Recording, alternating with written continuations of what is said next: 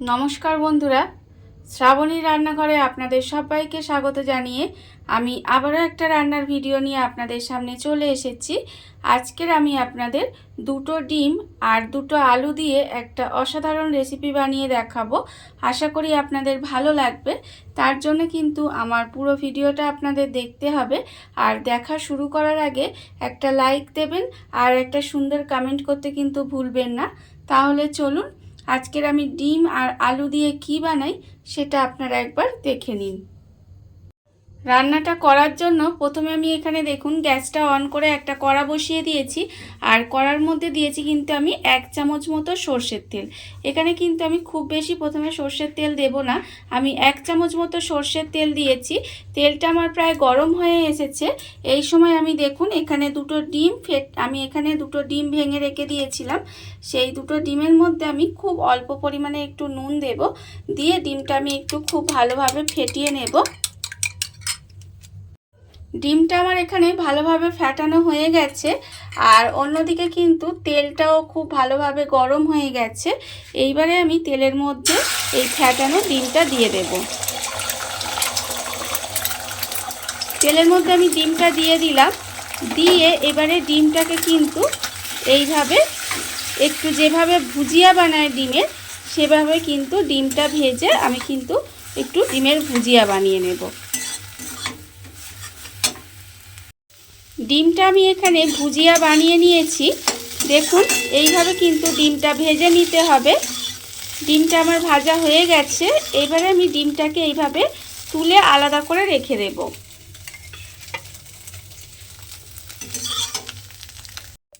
ডিমের ভুজিয়াটা আমি এখানে আলাদা করে তুলে রেখে দিয়েছি। আর অন্যদিকে কিন্তু কড়াই আবারও আমি 2 চামচ মতো সর্ষের তেল দিয়ে দিয়েছি। তেলটা আমার এখানে খুব ভালোভাবে গরম হয়ে গেছে। এইবার আমি তেলের মধ্যে দিয়ে দেব পেঁয়াজ কুচি। এখানে একটা আমি বড় সাইজের পেঁয়াজ ছোট ছোট করে কুচি করে রেখেছি, সেই পেঁয়াজটা আমি তেলের মধ্যে দিয়ে দিলাম। দিয়ে পেঁয়াজটাকে প্রথমে আমি একটু ভেজে নেব। পেঁয়াজটা আমার এখানে ভাজা হয়ে গেছে। দেখুন পেঁয়াজটা কিন্তু আমি এখানে হালকা করে একটু ভেজে নিয়েছি। এবারে আমি এর মধ্যে দিয়ে দেব রসুন কুচি। এখানে আমি 3 কোয়া রসুন একটু ছোট ছোট করে কুচি করে রেখেছিলাম, সেই রসুন কুচিটা আমি এখানে দিয়ে দিলাম। এবারে আমি এর মধ্যে দিয়ে দেব আদা কুচি। এখানে আমি অল্প পরিমাণে একটু আদাও কুচি কুচি করে রেখেছি, সেই আদাটাও কিন্তু আমি এর মধ্যে দিয়ে দিলাম। দিয়ে এবার এই আদা রসুন পেঁয়াজটা আমি একটু আবারও ভেজে নেব। পেঁয়াজ আদা রসুনটা আমার এখানে ভাজা ভাজা হয়ে গেছে। দেখুন আদা রসুন পেঁয়াজের যে কাঁচা গন্ধটা সেটাও কিন্তু চলে গেছে। ঠিক এই সময় আমি এর মধ্যে দিয়ে দেব অল্প সামান্য একটু টমেটো কুচি। মানে এই ধরুন একটা টমেটোর আধখানা আমি একটু ছোট ছোট করে কুচি করে রেখেছি, সেই টমেটোটা কিন্তু আমি এর মধ্যে দিয়ে দিলাম। দিয়ে এবারে আমি এর মধ্যে দিয়ে দেব দেখুন গুঁড়ো মশলাগুলো। এখানে আমার আন্দাজ মতো নুন আছে, 1/2 চামচ হলুদ গুঁড়ো, 1/2 চামচ লঙ্কার গুঁড়ো, 1/2 চামচ জিরের গুঁড়ো, 1/2 চামচ চিনি, আর আছে আমার 1/4 চামচ মতো কাশ্মীরি লঙ্কার গুঁড়ো। গুঁড়ো মশলাগুলো আমি এখানে দিয়ে দিলাম। এবারে আমি এর মধ্যে দিয়ে দেব টক দই। এখানে আমি 2 চামচ টক দই রেখেছি, সেই টক দইটাও কিন্তু আমি এর মধ্যে দিয়ে দিলাম। এবার আমি এর মধ্যে যে দইয়ের বাটিটা ছিল সেই দইয়ের বাটিটা ধুয়ে অল্প সামান্য একটু জল দিলাম। দিয়ে এবার সমস্ত মশলাটা খুব ভালোভাবে একটু কষিয়ে নেব। যতক্ষণ না পর্যন্ত মশলা থেকে তেলটা ছেড়ে দেয় ততক্ষণ পর্যন্ত খুব ভালোভাবে মশলাটা কষিয়ে নিতে হবে। মশলাটা আমার এখানে ভালোভাবে কষানো হয়ে গেছে।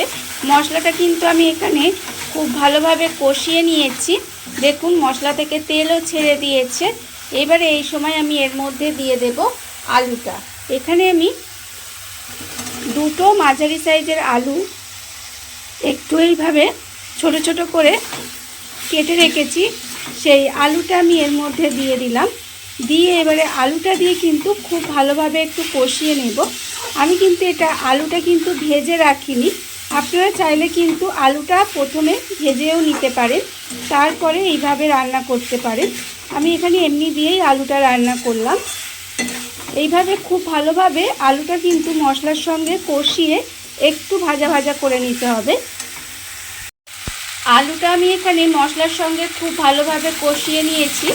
দেখুন, একটু সময় নিয়ে কিন্তু আলুটা একটু ভালোভাবে কষিয়ে নিতে হবে, যেহেতু আলুটা ভাজা নেই সেই জন্য আমি খুব ভালোভাবে আলুটাকে কষিয়ে নিয়েছি। এইবারে আমি এর মধ্যে দিয়ে দেব জল।